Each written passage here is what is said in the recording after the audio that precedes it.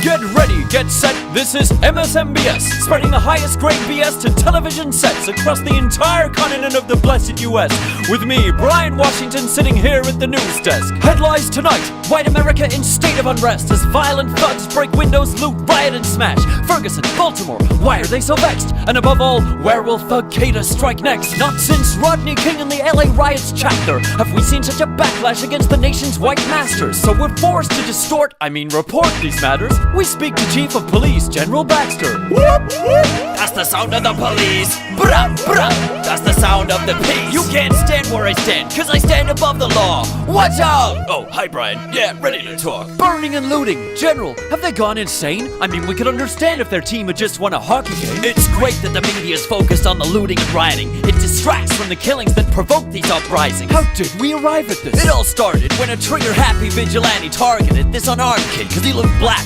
Suspicious. Trayvon Martin, tragic. Yeah, but thankfully the killer was acquitted, pardoned. How did this lead to hashtags and street trashing? We used to kill black kids and deny it even happened. But now every dumbass with a smartphone has a decent camera to simulcast into millions of witnesses and unleash the anger. Like when Eric Garner was on the corner hawking cigarettes, a threat to our economy, so the feds choked him to death. Penalties for bankers who cheat the system are just as stiff. Of course, wealth doesn't affect the justice you get. Then in Ferguson, Mike Brown assaulted an officer by shouting, "Don't shoot," with his hands up. The cop had no option but to bust shots at him. Again, justice was restored. The officer was not brought to court. That went down well, I'm sure. Then protests galore in Baltimore. A vicious tide after Friendly Jakes took Freddie Gray for a tour, a nickel ride, where he decided to slice his own fucking spine and die just to make us look bad in the public eye. The list goes on, it's infinite. There are so many names in it. And you know the common factor in all these cases and incidents? The nasty word which led to all this pain and sadism? No idea. Give us a clue. It starts with R and ends with ism. I give in. I just can't see a pattern. It's plain hidden. They were all victims of deep-seated recidivism. Oh, recidivism. When will we ever stamp out its presence? It takes time to educate the masses. Time for a promotional message. Don't want to be shot by cops? Want an equal opportunity in life? Want education, a job, and not to go to prison? Then Being White is for you. Being White. Available exclusively from all good parents and grandparents. Warning, being white may not work for the poor. And we dive back into our topic tonight. We invite an activist for civil rights. Are you there, Marvin Uggenwright? Marv Uggenwright. All right. Do you condone the floods of property damage and broken windows done by these thugs? Thugs. We both know what that word replaces. Just call them niggas. That's what you really mean, ain't it?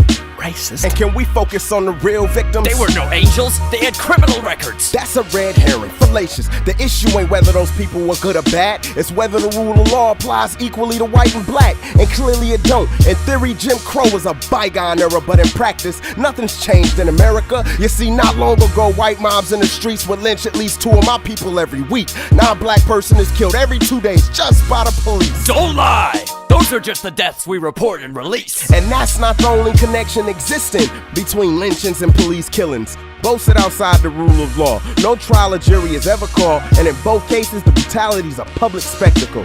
Both are used for trivial reasons, like for stealing food or selling loose smokes to civilians. And in both cases, the killers get off scot-free. Yeah, scot-free, like Dred Scott, who was born into slavery. That's another historical parallel worth making, because alongside genocide, slavery's the foundation of this nation, trapping today's generation in the continuation of plantation living, which is really no different to prisons or concentration camps controlled by white masters and overseers. Again, what's changed? Overseer, overseer, overseer, officer, officer, officer. Yeah, officer, 300 years and we still can't get these damn chains off of us. These links connect black people's present and past, like when we're trapped in the ghettos riddled with cheap crack, or deprived of educations with no job prospects, from failed schools to the streets to prison and back.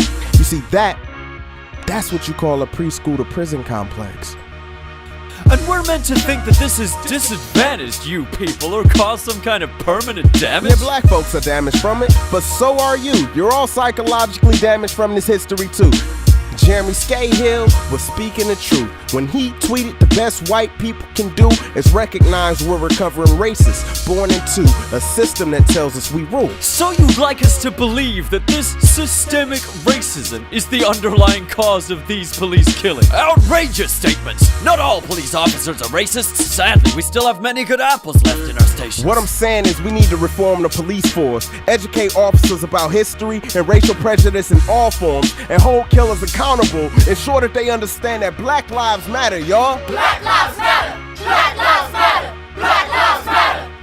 Well, Marvin, all lives matter, don't you think so? But more importantly, what about these damaged windows? Yeah, think of the windows shattered. White windows matter. The fuck are hashtags getting jacked by crackers? First our music, then our culture, now Black Lives Matter? Shit, this is even worse than whack white rappers. I hate white rappers. They should be attacked with iron hammers. Marv, I can write. Finally, a matter we can see eye to eye on together. And on that note of harmony and unanimity, we bring our report to its conclusion merrily. The lesson is evident. We need to aim our anger and weaponry not against each other, but against our common enemy. That way we can avoid dealing with the core issue, the unresolved legacy of our history and the damage it's inflicted on all people, black, brown, white, and most important, our shop windows. Tune in next show for more flawless info.